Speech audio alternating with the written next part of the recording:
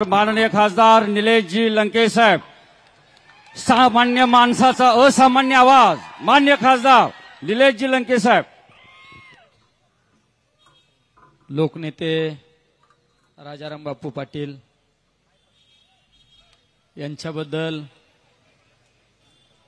जे चुकीच्या पद्धतीने त्यांच्याबद्दल जे शब्द वापरले त्याचा निषेध म्हणून आज या ठिकाणी असंख्य पाटील परिवारावर प्रेम करणारे या ठिकाणी सर्व माझ्या बंधू भगिनींनो, माझ्या तरुण मित्रांनो, महाराष्ट्र हा संस्कृतीपासून कुठेतरी लांब चाललेला आहे.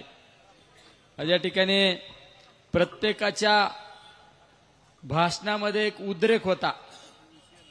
ज्यावेळेस मोर्चाला सुरुवात झाली त्यावेळेस सुद्धा प्रत्येकामध्ये एक उद्रेक होता की एवढ्या सुसंस्कृत नेत्याबद्दल, ज्यांनी ही पिढी घडवली, ज्यांनी समाज घडवला, त्या नेत्याबद्दल एक कुणीतरी लुंगासुंगा येऊन आपल्या नेत्याबद्दल बोलतो म्हणून ही निषेधाला एवढी असंख्य गर्दी या ठिकाणी जमा आहे.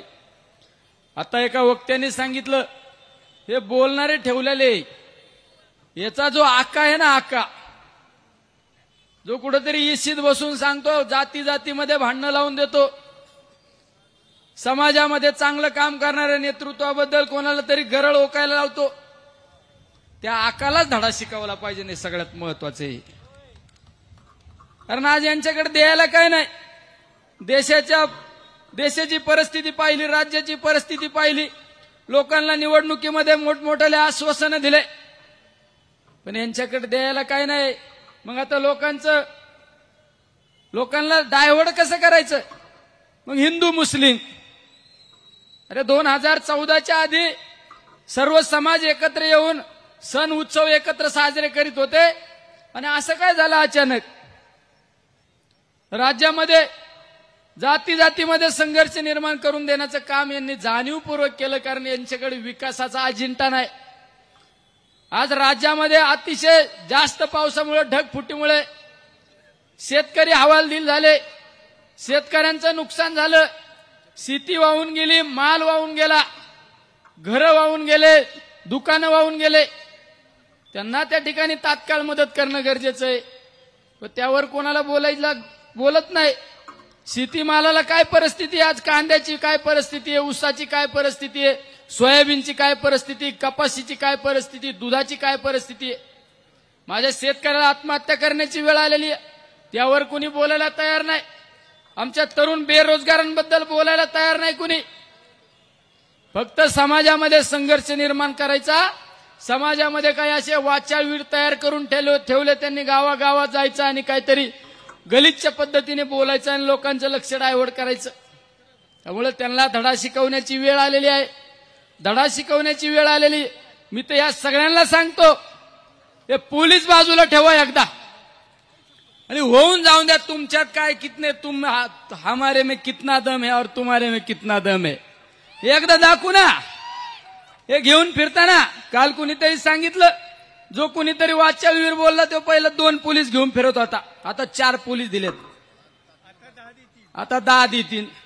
तुमच्यात दम आहे ना, तर एकदा या ना, एकदा या रणांगणात. एकदा तुम्ही राहू नाही तर आम्ही राहू, पण असे बालिश धंदे बंद करा ना, बालिशपणा बंद करा.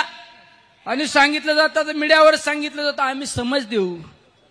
अरे तू जरा दम देऊन सांगितलं, ताकद आहे का कोणाची? आम्ही जर एखाद्या व्यासपीठावर एखादा शब्द चुकीचा गेला तर पवार साहेब सांगतात, चुकीच्या पद्धतीने स्टेटमेंट करतात, ते सांभाळून बोला, एवढंच सांगतात. आमच्या परत तोंडातून शब्द येत नाही. अरे यांनाच गोड लागत ना. आपल्या मराठी संस्कृतीत सांगितलं जातं, जो दुसऱ्यासाठी खड्डा खांदतो ना त्याला एक दिवस त्याच खड्ड्यात जावं लागतं. याला आहे ना, जो आका बसलेला आहे ना, त्याला त्या खड्ड्यात जावं लागतं. अनाजी पंत सगळा संघर्ष निर्माण करून दिला, सगळ्यांना बरोबर घ्यायची. एक दिवस हे सगळेच आहे ना, तुझ्या वार केल्याशिवाय राहणार नाही, हे सुद्धा तू लक्षात ठेव. सगळ्यात सांगतो महत्वाचा, हे मोरक्या आहे ना, मोरक्या. त्यामुळे आज या ठिकाणी ही फक्त थिनगी आहे. ही जयंत पाटलांबद्दल जे वक्तव्य केलं, राजाराम बापूंबद्दल जे वक्तव्य केलं ना, हे फक्त थिनगी आहे, हे चिनगारी आहे.